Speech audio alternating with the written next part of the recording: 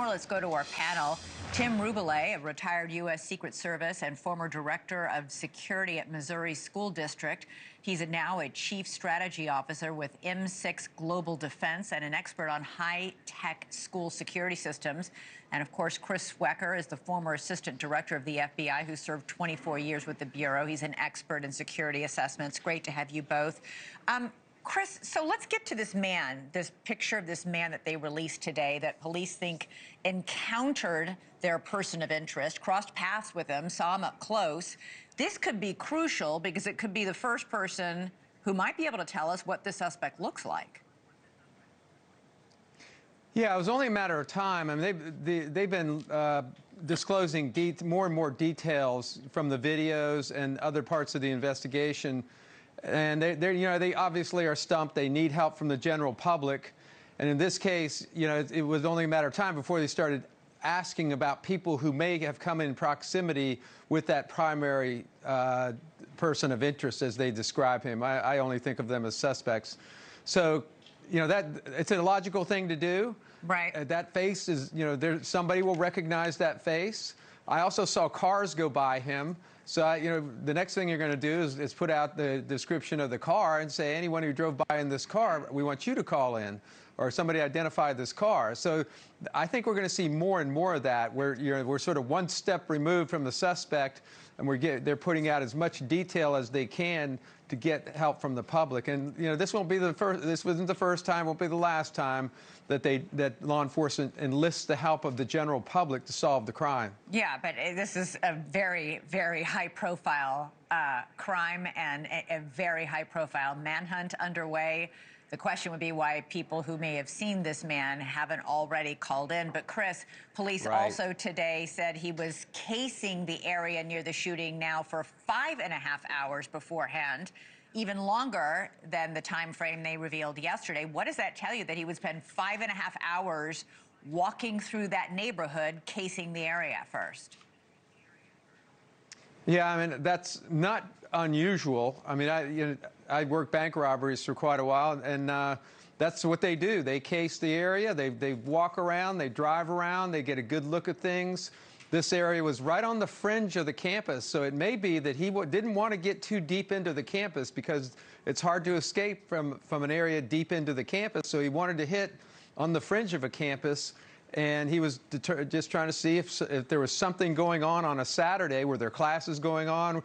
What buildings were occupied and that sort of thing, and then mapping out his escape routes. Yeah, the whole question I have in all of this is, how did he know that, that was a Saturday afternoon.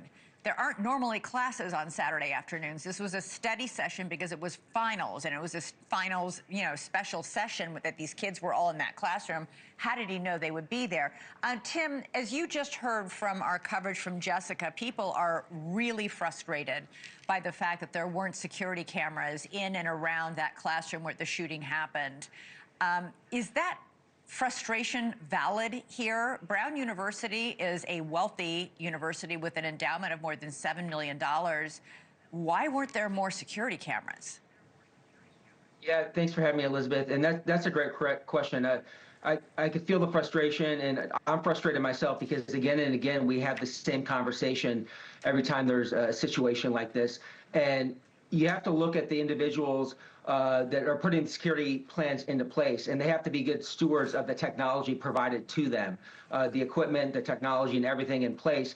And something like this could be as simple as testing your cameras and seeing what the holes are, the vulnerabilities, by doing an annual site assessment, a quarterly site assessment, whatever it is. And besides the cameras, reports that I've heard is the campus notification system was inoperable as well, the intercoms to notify other students. So I think there's, as we look deeper into this, it's not only the cameras, this other technology that maybe wasn't tended to properly to provide proper notification. Yeah, the school addressed that. They said they did not sound the siren because the siren is a signal to students to run into buildings for safety. They didn't want students running into a building where a shooting had just taken place. The school has spoken out about that. They said it was all working fine. They just didn't sound it and gave their reasoning for it. But Chris, I'm curious, getting back to the security camera aspect of this, We have all this footage, hours and hours of footage of this person of interest walking around this neighborhood before the shooting. Why is there so little after the shooting? What does that tell you? Yeah, well, again, that's probably why he was casing that area. He seemed to me to be looking at houses to see where cameras were, because he was looking up and looking around. He had his head on a swivel as he walked around.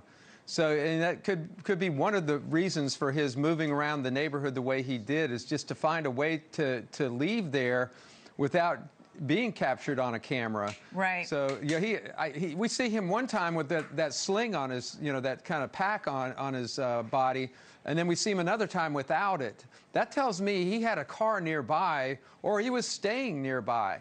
But I think it's more likely that he had a car nearby and he was going back and forth to the car, sort of as a base of operations. We need to find that car. Sure do.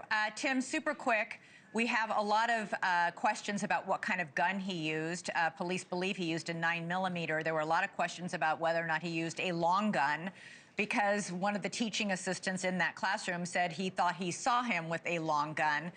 Talk for a second about the unreliability sometimes of eyewitness testimony in these chaotic, terrifying moments of a mass shooting. They were very careful to say, we don't want to talk about what kind of gun it is because we don't want to contaminate what our eyewitnesses will tell us. But we all know that drill. People in a chaotic mass event will all see something different when asked afterward.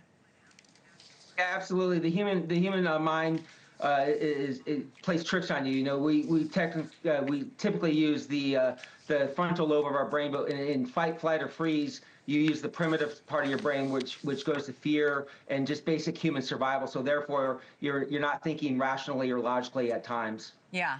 All right, which might explain why we're getting differing accounts from the eyewitnesses thus far. All right, Tim Reboulet, Chris Swecker, thank you both so much. Let's hope they get a break on this case soon. Wow. Thank you for watching. Subscribe below and download our NewsNation app right now on your phone, and you will get fact-based, unbiased news for all Americans.